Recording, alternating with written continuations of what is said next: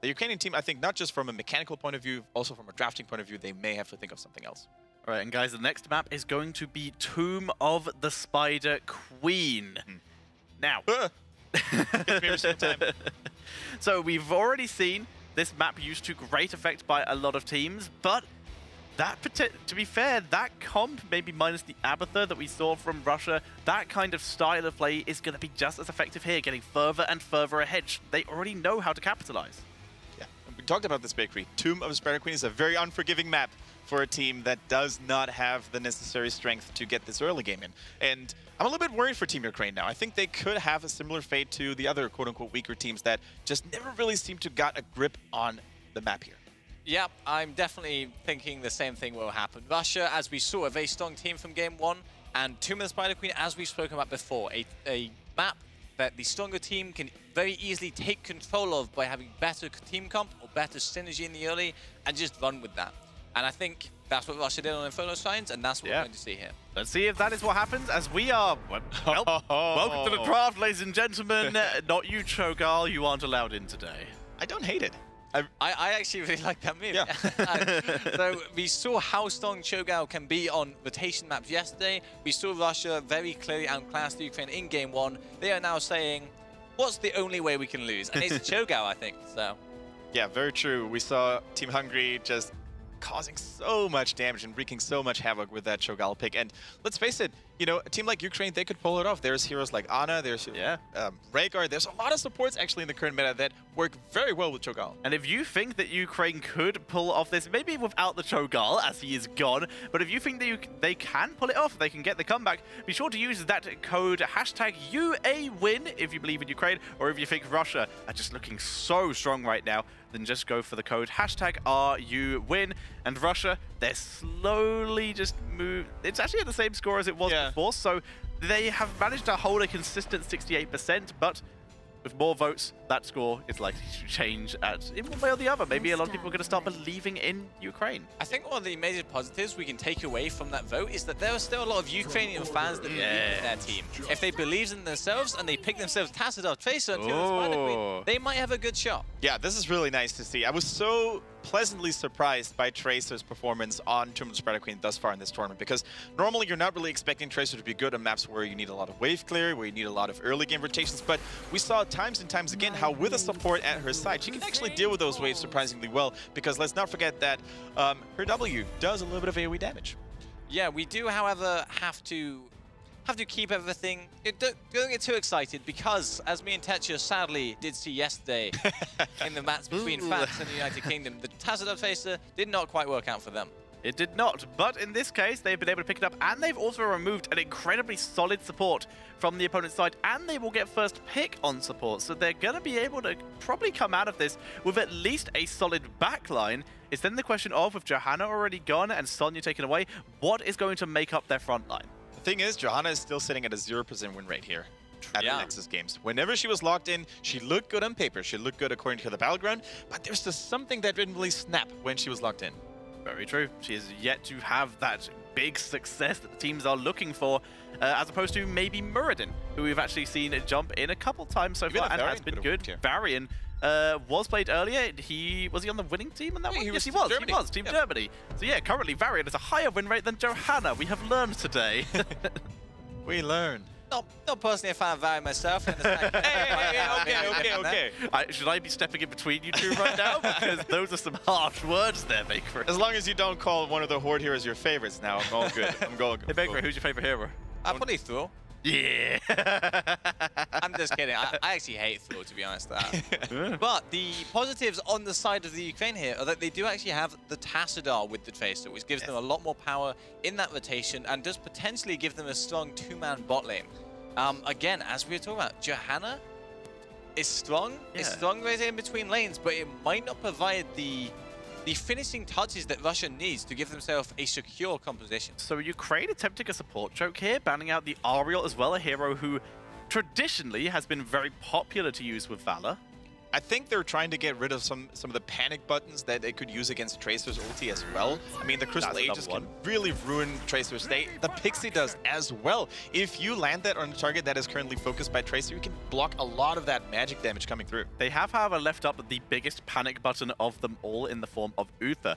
The best part is, though, they have the potential for another Assassin as their last pick, and that could potentially take the place of Gul'dan or Lunara if they wanted to punish an Uther pickup by Russia here. Absolutely. At the same time, they would have had access to Malthael, but if having Malthael on the side of Russia has denied that. However, a Sylvanas lock-in. So, Tetra, when we see Sylvanas, we're being thrown back into our HCC China timeline, and we still have a record to crack. We do. Currently, the record for the fastest game in Heroes of the Storm is held by America, but before that, it was held by China. Yeah. And it involved the Sylvanas. It was essentially evolving the Sylvanas here. And for those who do not know, the way Kendrick feels about the Varian, I am very partial to the Sylvanas in the exact same way. So I am looking forward to seeing this coming out of Russia. And Morales, though, no mana healer, starts to lower the value of that potential Lunara Gul'dan a bit. Absolutely does. Yeah, definitely not what I'd be looking for now. Maybe Gul'dan, the Fear can still have a lot of value, especially against heroes like Sylvanas, like Valor, like Medic even, but yeah, not so much value from that poke. I am slightly confused by Russia here. They, as we said before the game, maybe they do feel like their comfort picks are the way to go, and Sylvanas, probably a comfort pick. Yeah. I think Ukraine basically panicked a little bit here. They were realizing, hey, our wave clear is not that strong. If we can take care of Sylvanas by, you know, throwing something against her, we may lose structures too early, too fast. And I think the Zul is this puffer that they're trying to have to rotate from lane to lane while the rest, Tracer, Tasser, and EDC are trying to go for kills. The battle of the undead specialists potentially in that bottom lane, but there's always the chance of running Zul in that duo lane, just consistently pushing up with skeletons if that is the way they want to go.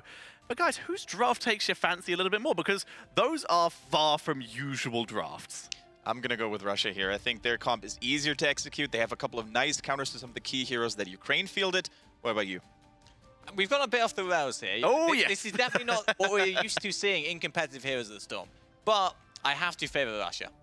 Leading with the Russia. So what are some of the things that make you say that? Last game. In its entirety, they had a strong draft and they showed how to execute it as well. Okay, objectively, removing the team names here, what stands out in the drafts for you? The Zul definitely stands out. So it's Zul versus Sylvanas. Zul has a lot of control over lanes, where Sylvanas creates her own style of pressure, where she can just suddenly show up in bot lane, suddenly take a tower. She can suddenly show up in top lane. She can even wave clear in mid. She can do a lot of moves to really help counteract that Zul pressure, but at the same time, she's always reacting unless they are making a play. And if they are making a play, that puts them at risk from a gank to the Brightwing, Tracer, and Muradin. What I really like about the Sylvanas, though, is the fact that they're probably going to have access to Wailing Arrow. And you can sometimes see it as a long-range Twilight Dream. If it's landed very well, you can really shut down panic buttons like the Emerald Wind. You can also deny aggressive plays by Tracer, who all of a sudden won't have access to Recall anymore. So there's going to be, as Bakery said, a lot of weight, a lot of responsibility on the shoulders of a Sylvanas player. Not just because of early game pressure, but also because of snapping that ulti button.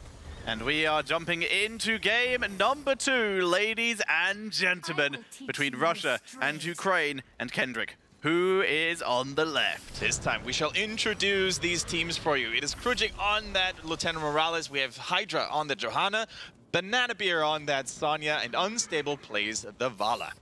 Whereas on the right-hand side, it is going to be Team Ukraine. And playing for them, we have Fran on Muradin, Deodark playing the Tassadar, No Pain looking for team on Brightwing, Valabax is playing the Tracer, and Candle, or Candlelight, is going to be playing on that Zul.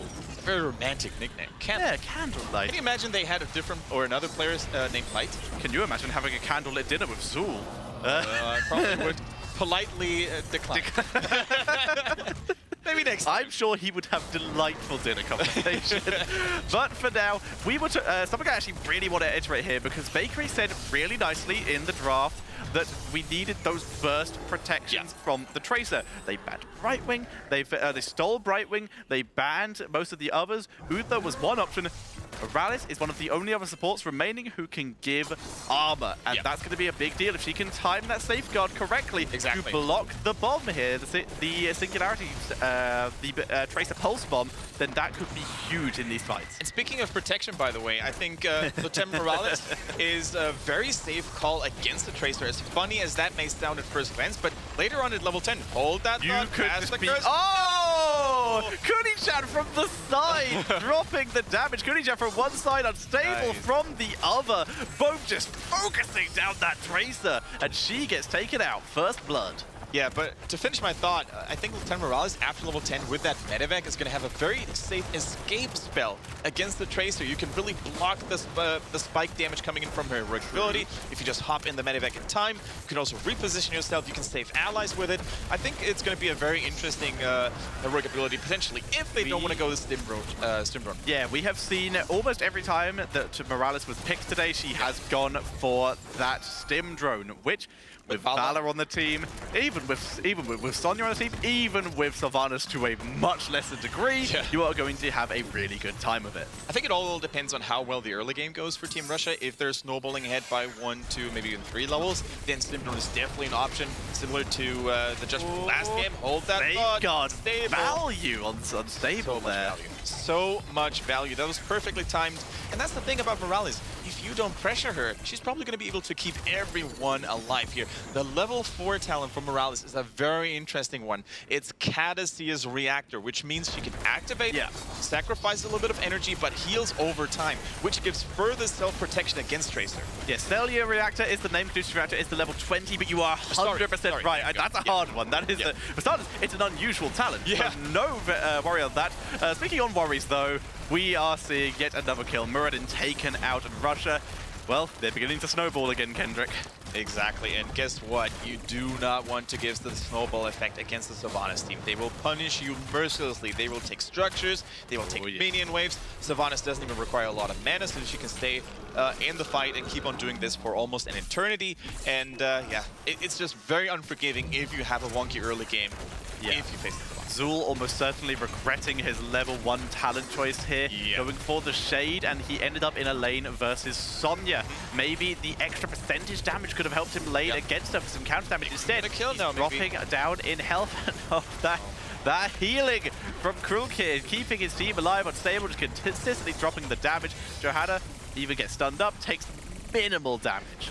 Yeah, exactly. So far, Lieutenant Morales is doing a wonderful job keeping everybody alive, but at the same time, Krugli always manages to stay out of harm's way. Very, very nice of that. And this could very well, Tetra, be the first game where Johanna may end up reigning supreme. It could very well be. So, we do see Zul with a little bit of single target damage to maybe assist him against that Sonya here, taking Jailers as his level 4 talent, giving him extra 2 Skeleton Warriors, and it is a quest talent. If he's able to complete it, his Skeleton Warriors will gain 50% movement and attack speed. Yeah, and that's really good. Like, you can get Ratma's Blessing later on, and then those skeletons will give you a little bit of mana and health regeneration. And Johanna is going for one of the riskiest talents and hardest to complete talents in the game. It's the Subdue. Hit 4 heroes at the same time with one of your punish, and you're going to have permanent value, 80% slows that's not decaying. It is going to be pretty huge if she can do it. It's a really hard talent to stack. It could be dead all game. It could be game-changing. We will have to see. And we also do have a very old-style talent on the Sylvanas. Unstable Poison coming in here. Now, this could be great if you are fighting in minion waves. So I'll be interested to see if they can land that well. Safeguard, dude. Come on, unstable. Just tanking through all of this. I really think the Ukrainian team needs to have more synergy on how they approach those team fights. Like, you can very rarely see Fran on the Muradin just make the first move. He's always a little bit too passive and patient. It's always Tracer who dives in. She gets punished. She needs to use recall, and Tassadar just casually taking that purple goo. Yeah, he's out. Oh, the poison. Sylvanas very close to the poison bouncing. Fran, though, look at him. He's dropped so low in health. His Trace not even active. Even though he has that slowing Dwarf Toss now, he's still not going to be able to get that much value out of it because his health bar is being kept below half health constantly. Candle has arrived to try and turn this around. But guess what? Russia are done. They've got the keep at 5 minutes, and they get the kill. This could be game over. They could get another one here. So we see Ryder coming in. They get another one. one. They got the stacks, and it doesn't even matter. Game's kind of over. But well done, Johanna. She did it. And ladies and gentlemen, we're approaching the 6-minute mark. This is probably one of the quickest Tomb of the Spider games I have ever seen in my caster career. That is so well played. I don't think there's anything the Ukrainian team can do. Minions They're gonna joining. try. That would be it. Shield One, the core. They two. get one. Hydra goes down. Tass. Sylvanas Shield the core. Sylvanas from the side. There's the polymorph. way. Sonya going down. Shield. Tass with the shield. Oh, Sonya's no, the last one. Tass and John trying to save the core. They get it. 2% of the core. But what now, Kendrick? What now? You can't push across the map. You haven't even killed a tower yet. I'm just throwing on my Ginger radar here if Kalaris is somewhere nearby, but I think he has not entered the building, so we can definitely be sure of that. But the 2% hold was huge for the Ukraine. But could they actually stabilize now, or did they only delay the inevitable? I don't even know, dude. Well, on the bright side, they got level 10 of that fight, and immediately we see Russia just killing the objective. And Morales is at this point probably really wishing she had picked Medevac, because if she had, she could potentially go for the back door. Instead, she did go for Stim Drone, as we did predict. Oh, hang on, Banner Bear potentially out of position. Emerald Wind is good. Krog getting focused down. Morales goes down. Banner Bear is zoned out with the Haymaker. What is happening, Kendrick? As you see Ukraine turning it round as Fran. Ooh, Fran dropping low. Good forceful. No, Soul escapes too.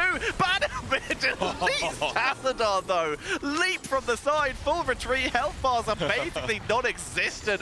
Oh, no. Worth the try, but Did not you this see time. the power of that subdue slow? By the way, 80% that does not decay. That is huge. There was no other option for Brightwing to look for an escape other than using her trait. But I gotta give kudos to the Ukrainian team. Not only were they able to hold the core, but also they're going for straight up ham aggression. That is the only way they can stabilize. The moment they let Team Russia establish map control again, they're gonna get pushed in and they're gonna lose their game. They need to be very careful with this though. They need to make sure when they're fighting 5 people. Because if Sonya, for example, sneaks into the base, that's game over. Sonya will end the game. This is a fantastic way to throw if Russia aren't careful. But they are, oh, nice Emerald Wind having to be used here. You see Johanna, like you said, the hyper aggression coming in here. Boss is leashed though, and that's what they wanted here. There's multiple winning conditions now for Team Russia. So much aggression. The bomb does not land though, and now Tracer is very, very zoned. There's the Stim Drone. Valor marching forward, trying to take down anyone, but they can't finish off anyone. They can't get the kills. Brightwing teleports in for the extra shielding. Do you see all the mayhem created by those force walls? They are preventing Russian members from escaping, and B, they're preventing them from chasing them down, from chasing the Ukrainian players down. So a lot of chaos, a lot of mayhem going on right now, thanks to Tassadar and the Tracer as well. Now, they really need to be careful that one loss, one team member gone could be the end. The silence from Sylvanas grabs one, the Rain of Vengeance grabs two, Fran barely escaping, Pain has nowhere to go, and that's gonna be it. Just a beautiful Wailing Arrow to set up, followed by some lovely kills. No way they can stop this. That's gonna be GG, and Russia will move in and take game number 2. Ladies and gentlemen, it was fun while it lasted. At last, we had some glimmers of hope, some signs of life from the Ukrainian team. This time, they did not go down without a fight. Unfortunately, it was too little too late, and that devastating core attack proved to be enough to take down the Ukrainians. I believed for a second at that for a tiny second. That fight right after they defended the core, where they were able to pick up the first kill. I've had a tiny bit of faith, but Russia very quickly shut that down. And they are looking strong, right, Bakery? Absolutely. So the Sylvanas comp played exactly how Russia wanted it to. They had so much pressure in the early game. The Zul got absolutely destroyed in the bot lane matchup. Wait, there was you say pressure in the early game. They tried to take the core at 5 minutes and got it That was still the early game, yeah. No, we never got to late game. They took all 3 walls, probably the fastest I've ever seen, or fastest any game I've ever watched at least. Really just insane. Snowballed it all the way to the core, and then didn't quite get the core, but I'm sure they probably could have. Yeah, if they just sent Sonya, she might have been able to end the game, but they played it safe. They didn't decide to just, oh, let's just all in again. They did exactly what they needed to. They took some fights. They backed up from the boss, which they almost certainly could have taken if they'd won the fight there. They did. They played that really, really nicely. Yeah, and I think from the moment that core rush happened, there was a timer going on for Ukraine. One boss, one turn in with the Wave Beaters probably would have sealed the deal. So they had to maintain a heavy tempo, a fast pace to really keep up the aggression. So it was hard to execute. So Bakery, what have you got to show us from that limited selection time that you had? I'm afraid that's a good question, because when the core started, I started running down here to the deck. So I do not know what replay we have, but let's dive into it and I'll see what I can do. So it is the core itself. So obviously starting out low. This is the first time I'm watching it, so oh yeah, you have to run down. You didn't see it all the way through. Oh, a fantastic grenade by Kruglik, showing why he is such an elite player, interrupting the Mirrodin jump there. He's actually out of energy though, and that's why I think this core is so hard, because instantly Sylvanas and Jan are going down. Kruglik getting almost no healing from the medic. A good polymorph actually does quite a lot to keep Kunichan alive. Yeah, nice shields on the core as well. Yeah, and shields constantly on the core, and Sonya does not have the health pool. With the leap at least to actually take the core down. And then this is where it all goes wrong. So Kruglik actually gets caught really out of position. He waits until just before he dies to actually pop his level 4, so that possibly could have saved him if he was in a better position at the start as well. But I'm afraid even when you do get 1 kill, it's still very hard to win a fight against a team as coordinated as this. And Stable getting very low, but not quite dying. And eventually they just kind of roll over the rest of the Ukrainian players here. Yeah, and I think if the Sonya had gone for Wrath of the Berserker, that core rush could have been a successful one. Yeah, definitely. So Wrath would have given a lot more damage and also lowered the CC time from the Ukraine by a lot. And that definitely would have been the core. But at the same time, the Leap was doing work that game. It was securing the kills. We saw it literally just in that last replay there. Wailing Arrow caught 1, and then Leap caught 3 more. Really, really nice play. And I think we can go on a limb here and say this is classic Russian aggression, like what we've come to expect to see from the toppest of top level of Russian play. Yeah, I think what the Chinese teams are in Asia, we've got the Russians here in Europe. Even when Team Synergy was still playing in the HCC, they were always known for early game aggression, and they were actually really good at executing it. It's just that Russian teams sometimes weren't able to translate that early lead into the late game. But here, Team Russia unfortunately didn't fall into that trap. They dominated from start to finish. Yes, they did, but this is by no means an easy group. There is also Sweden in this group as well, which I believe we are casting next. Sweden versus Portugal. Sweden we already expect to be very strong and very high up. Portugal, though, we have no information. This could be an absolute upset from Portugal if they come in here. Portugal are the absolute wildcards. There is very little information on them. I'm not sure if any teams in this group at least have even scrimmed them. So it really is going in completely blind. However, Sweden, on the other hand, we do have to talk about them. They are looking like quite a scary team. You have Nuti, you have Hennig, and you have Vask. 3 Swedish players. They've played together before on Mao, I believe, Tetsuo, which is a team you can quite extensively. Team Mar cast them a lot in Open Division. Very fun team. And we're going to talk about that a little bit more, but we're going to first go to a break. When we come back, ladies and gentlemen, we will be bringing you Sweden versus Portugal here at the Nexus Games Europe.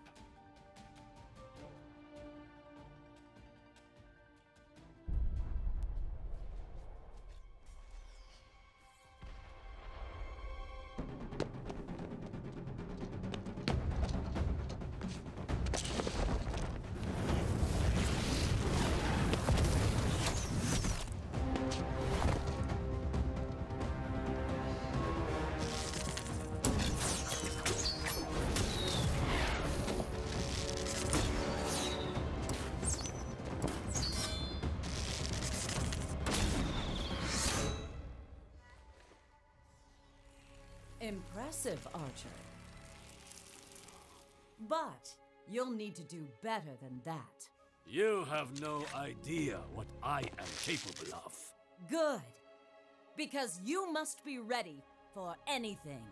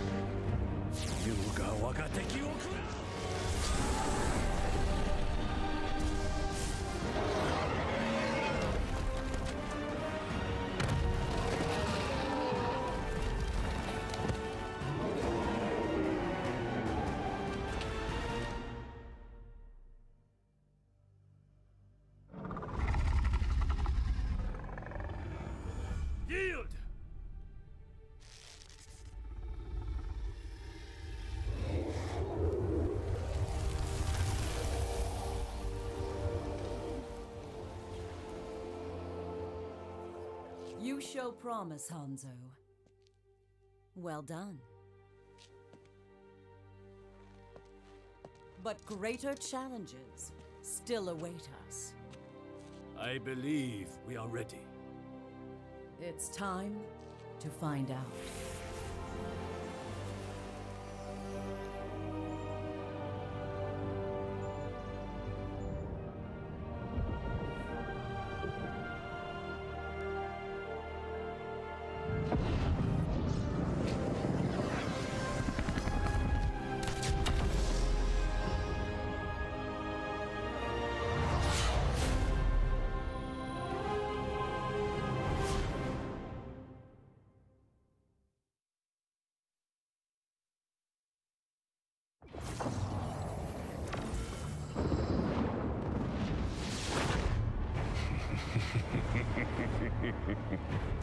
These fools were warned of my coming. For all the good it did them.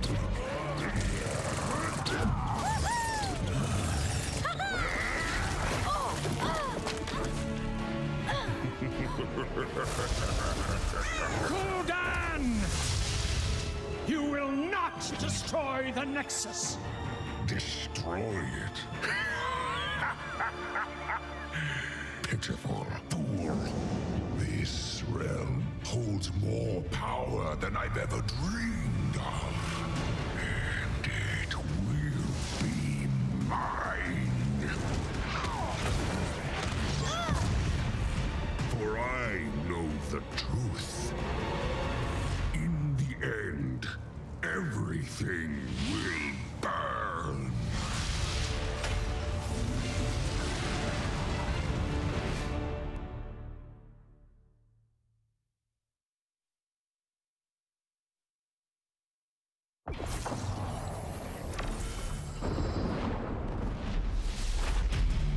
The pathetic wretches of this new realm already fear me. They should. So many souls for me to harvest. And I shall begin with theirs. This Nexus, all its power, it will be mine! Those who oppose me invite their own demise. If the two of us have learned anything fighting fools like these before, it's that when we work as one, none can stand against us. We are Shogun! We will rule the Nexus! Or destroy it!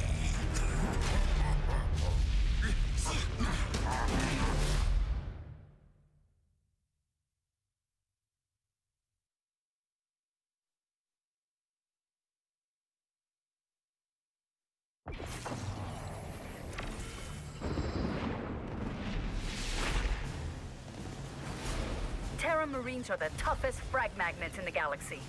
But when they're in trouble, guess who they call? Medic! Winning a battle is more than just shooting enemy soldiers. It's about saving your own. I protect every member of my squad with my life.